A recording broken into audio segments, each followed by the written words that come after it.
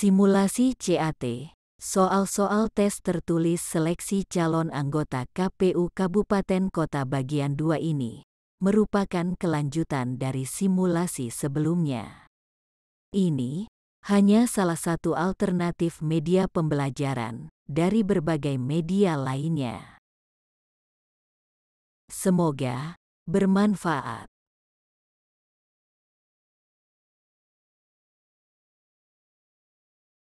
Soal nomor 11, dalam negara hukum, terdapat asas yang mengutamakan landasan peraturan perundang-undangan, kepatutan, dan keadilan dalam setiap kebijakan penyelenggaraan negara. Asas tersebut adalah A. Asas tertib penyelenggaraan negara, B. Asas akuntabilitas, C. Asas kepastian hukum, D. Asas profesionalitas, E. Asas proporsionalitas.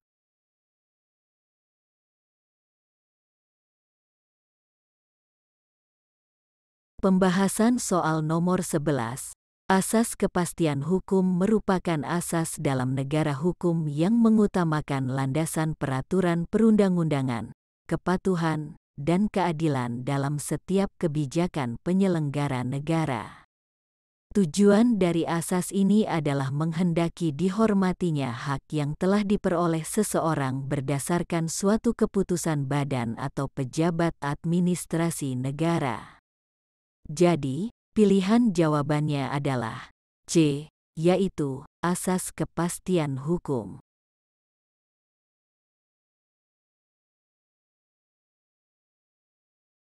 Soal nomor 12, hari lahirnya Pancasila diperingati setiap tanggal A.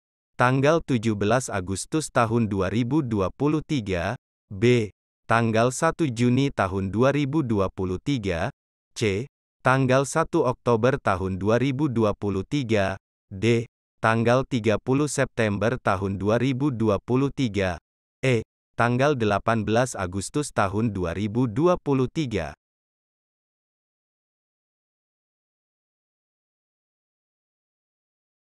Pembahasan soal nomor 12. Berdasarkan Keputusan Presiden Republik Indonesia Nomor 24 Tahun 2016 tentang Hari Lahir Pancasila, ditetapkan bahwa tanggal 1 Juni tahun 1945 sebagai Hari Lahir Pancasila. Selanjutnya ditetapkan pula tanggal 1 Juni merupakan Hari Libur Nasional. Pemerintah bersama seluruh komponen bangsa dan masyarakat Indonesia memperingati Hari Lahir Pancasila setiap tanggal 1 Juni. Jadi, pilihan jawabannya adalah B, yaitu tanggal 1 Juni tahun 2023.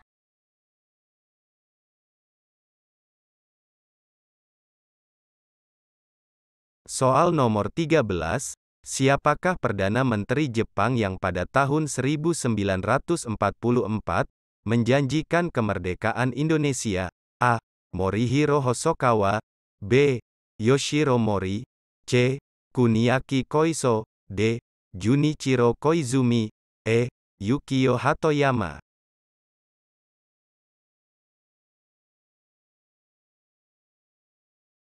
Pembahasan soal nomor 13. Seorang jenderal di Angkatan Darat Kekaisaran Jepang yang menjadi Perdana Menteri Jepang ke-41 dengan masa jabatan antara tanggal 22 Juli tahun 1944 hingga tanggal 7 April tahun 1945, yaitu Kuniaki Koiso, pada tanggal 7 September tahun 1944, menyatakan akan memberikan kemerdekaan kepada bangsa Indonesia. Jadi, pilihan jawabannya adalah C, yaitu Kuniaki Koiso.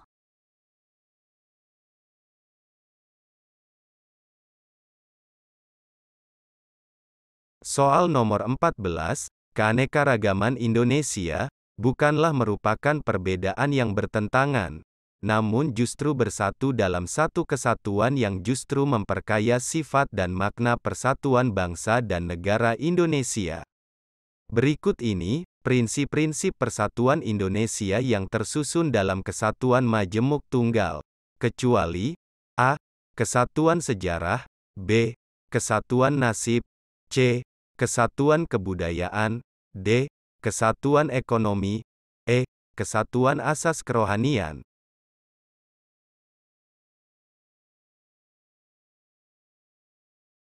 Pembahasan soal nomor 14. Prinsip-prinsip persatuan Indonesia tersusun dalam Kesatuan Majemuk Tunggal yang terdiri dari kesatuan sejarah, yaitu bangsa Indonesia tumbuh dan berkembang dalam suatu proses sejarah. Kesatuan nasib, yaitu berada dalam satu proses sejarah yang sama dan mengalami nasib yang sama, yaitu dalam penderitaan penjajah dan kebahagiaan bersama.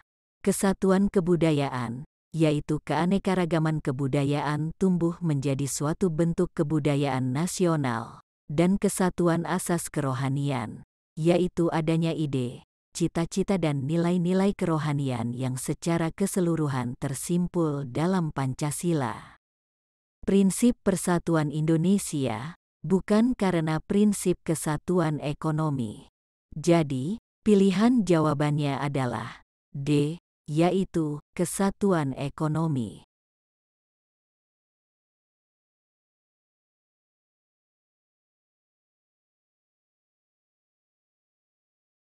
Soal nomor 15, terbitnya Maklumat X tahun 1945 tanggal 3 November tahun 1945, memacu lahirnya beberapa partai politik. Berikut ini antara lain partai politik yang lahir pasca Maklumat X tahun 1945, kecuali a. Partai Komunis Indonesia (PKI), b. Partai Marein Indonesia Permai, c. Partai Rakyat Jelata (PRJ), d. Partai Kristen Indonesia Parkindo, e. Partai Rakyat Demokratik (PRD).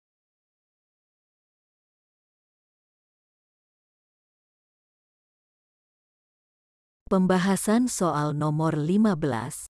Terbitnya Maklumat X tahun 1945 tanggal 3 November tahun 1945 memacu lahirnya partai politik, antara lain Partai Komunis Indonesia (PKI), berdiri pada tanggal 7 November tahun 1945. Pada tanggal 8 November tahun 1945 berdiri Partai Buruh Indonesia (PIB) dan Partai Rakyat Jelata (PRJ). Pada tanggal 10 November tahun 1945 berdiri Partai Kristen Indonesia (Parkindo) dan Partai Sosialis Indonesia (PSI). Pada tanggal 20 November tahun 1945 berdiri Partai Rakyat Sosialis (PRS). Pada tanggal 8 Desember tahun 1945 berdiri Partai Katolik Republik Indonesia (PKRI). Pada tanggal 17 Desember tahun 1945 berdiri Partai Marein Indonesia (Permai) dan Partai Nasional Indonesia (PNI). Tidak terdapat Partai Rakyat Demokratik (PRD). Karena partai ini lahir menjelang berakhirnya pemerintahan Orde Baru, jadi pilihan jawabannya adalah E, yaitu Partai Rakyat Demokratik (PRD).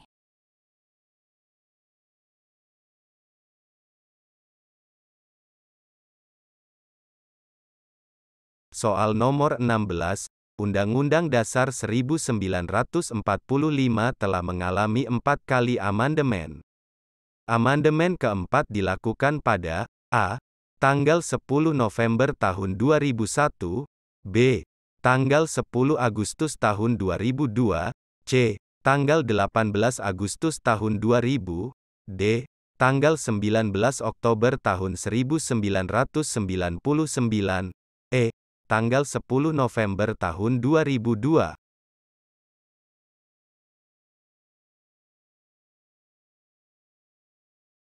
Pembahasan soal nomor 16.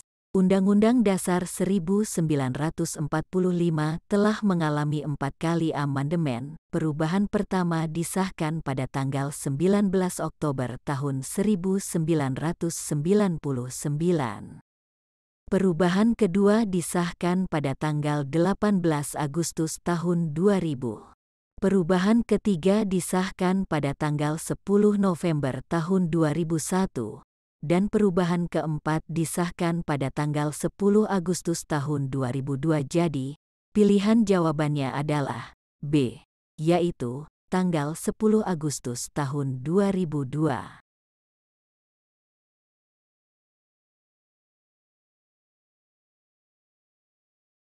Soal nomor 17, sesuai hasil amandemen Undang-Undang Dasar 1945, Gubernur, Bupati dan Wali Kota masing-masing sebagai kepala pemerintah daerah provinsi, kabupaten dan kota dipilih, A. dengan pilkada, B. dengan pemilu, C. secara serentak, D. secara demokratis, E. secara langsung.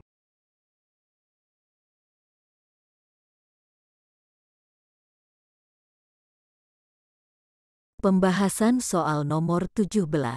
Sesuai dengan hasil amandemen Undang-Undang Dasar 1945, tepatnya amandemen kedua, Pasal 18 Ayat 4 Undang-Undang Dasar 1945, menyebutkan gubernur, bupati dan wali kota masing-masing sebagai kepala pemerintah daerah provinsi, kabupaten dan kota dipilih secara demokratis.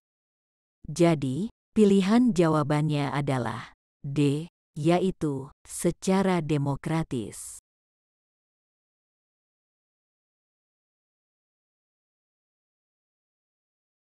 Soal nomor 18, pemilihan umum tahun 2024, untuk memilih anggota DPR, DPRD Provinsi, dan DPRD Kabupaten Kota dilaksanakan dengan sistem A. Proporsional tertutup, B. Proporsional terbuka, C. Distrik berwakil tunggal, D. Distrik berwakil banyak, E. Campuran.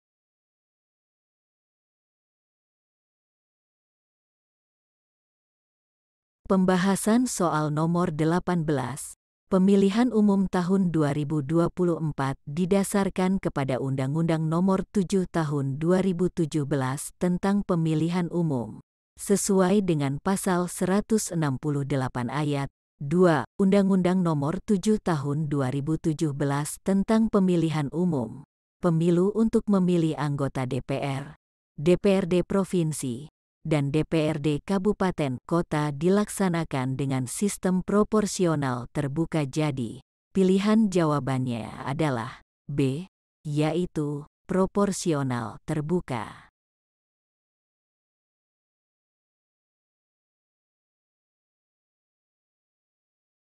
Soal nomor 19, pemilihan umum tahun 2024 untuk memilih anggota Dewan Perwakilan Daerah dilaksanakan dengan sistem A. Proporsional tertutup, B. Proporsional terbuka, C. Distrik berwakil tunggal, D. Distrik berwakil banyak, E. Campuran.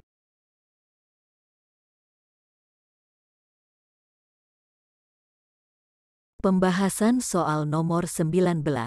Pemilihan umum tahun 2024 didasarkan kepada Undang-Undang Nomor 7 Tahun 2017 tentang Pemilihan Umum, sebagaimana disebutkan pada Pasal 168 Ayat 3 Undang-Undang Nomor 7 Tahun 2017 tentang Pemilihan Umum. Pemilu untuk memilih anggota Dewan Perwakilan Daerah dilaksanakan dengan sistem distrik berwakil banyak. Jadi, pilihan jawabannya adalah D, yaitu distrik berwakil banyak.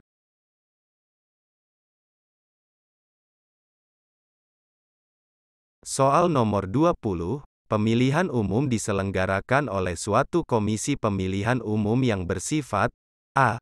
Nasional, tetap dan mandiri, B. Independen, terbuka dan profesional, C. Adil, jujur dan berwibawa, D. Terbuka, proporsional dan terpercaya, E. Efisien, efektif dan bertanggung jawab.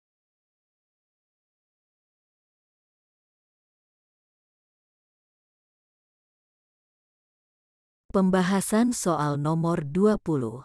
Sesuai dengan pasal 22E ayat 5 Undang-Undang Dasar 1945, pemilihan umum diselenggarakan oleh suatu komisi pemilihan umum yang bersifat nasional, tetap, dan mandiri. Jadi, pilihan jawabannya adalah A, yaitu nasional, tetap dan mandiri.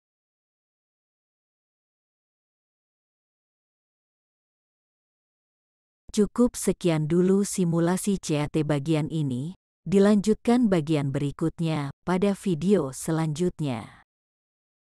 Demikian, sampai jumpa.